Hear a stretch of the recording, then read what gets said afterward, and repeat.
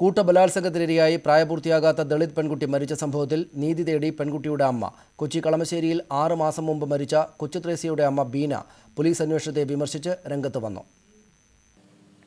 കഴിഞ്ഞ ഓണാവധി ദിവസങ്ങളിലാണ് 14-കാരിയായ കൊച്ചുത്രേസ്യ അയൽവാസികളുടെ ലൈംഗികാതിക്രമത്തിന് ഇരയാകുന്നത്. ശാരീരിക അസ്വസ്ഥതകൾ പ്രകടിപ്പിച്ച കുട്ടിയെ 1 മാസത്തിനു ശേഷം കളമശ്ശേരി മെഡിക്കൽ കോളേജ് ആശുപത്രിയിൽ പ്രവേശിപ്പിച്ചു. ഗുരുതരാവസ്ഥയിലായതോടെ പെൺകുട്ടിയെ കോട്ടയം മെഡിക്കൽ കോളേജിലേക്ക് മാറ്റി. എങ്കിലും ഏതാനും ദിവസങ്ങൾക്കകം പെൺകുട്ടി മരണമടഞ്ഞു. പരാതി നൽകിയിട്ടും ആദ്യം ഒത്തുതീർപ്പിന് ശ്രമിച്ച പോലീസ് പിന്നീട് 3 പേരെ കസ്റ്റഡിയിലെടുത്തു. പെൺകുട്ടിയുടെ മരണമൊഴിയും പോലീസ് രേഖപ്പെടുത്തിയിട്ടില്ല. മാത്രവുമല്ല, ഇതുവരെ കുറ്റപത്രം സമർപ്പിക്കാനും പോലീസിനായിട്ടില്ല. കൊച്ചിനിങ്ങനെ അസുഖമായിട്ട് മരിച്ചപ്പോൾ കൊച്ചിങ്ങനെ മരിച്ചു പോയില്ലേ പെട്ടെന്ന്. അപ്പോൾ മൊഴി എടുത്തിട്ടില്ലല്ലോ കൊച്ചിൻ്റെ. മൊഴി എടുക്കുന്നതിൻ്റെ പിറ്റേ ദിവസമാണ് കൊച്ചി ഹോസ്പിറ്റലിലേക്ക് കൊച്ചിനെ കോട്ടയത്തോട് കൊണ്ടുപോയത്.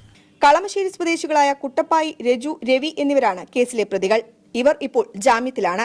അമ്മ ജോലിക്ക് പോയ തക്കം നോക്കി സ്വന്തം വീടുകളിലേക്ക് കുട്ടിയെ കൂട്ടിക്കൊണ്ടുപോയിട്ടായിരുന്നു പീഡനമെന്നും ഇക്കാര്യം പുറത്തു പറഞ്ഞാൽ വിഷം നൽകി കൊലപ്പെടുത്തുമെന്നും പെൺകുട്ടി പറഞ്ഞതായും അമ്മ പറയുന്നു. പിന്നെ കൊച്ചിനെ വിഷം കൊടുത്ത് കൊല്ലൂന്ന് പറഞ്ഞു. ബിരിയാണിയിൽ വിഷം കൊടുത്ത് കൊല്ലൂന്ന് അവർ പറഞ്ഞെന്ന് പറഞ്ഞു. രവി എന്ന് പറഞ്ഞ കൊച്ചു പറഞ്ഞത്. അത് കൊച്ചു വേറൊരു കുട്ടിയോടെ പറഞ്ഞത്. അപ്പോഴാണ് ഞങ്ങൾ അറിഞ്ഞത്. ആദ്യം മുതൽ തന്നെ കേസ് ഒതുക്കി തീർക്കാൻ ശ്രമിച്ച പോലീസ് ഒരിക്കലും മാധ്യമങ്ങളോട് സംസാരിക്കരുതെന്ന് അമ്മയെ വിലക്കിയിരുന്നു. പോസ്റ്റ്മോർട്ടം റിപ്പോർട്ട് കിട്ടിയില്ല എന്നതുൾപ്പെടെ നിരവധി കാര്യങ്ങൾ അമ്മയെ തെറ്റിദ്ധരിപ്പിച്ചുകൊണ്ടാണ് പോലീസ് അന്വേഷണം വൈകിപ്പിക്കുന്നത്. ക്യാമറമാൻ അനിൽ നീലേശ്വരത്തോടൊപ്പം സുവി വിശ്വനാഥൻ, ന്യൂസ് 18 കൊച്ചി.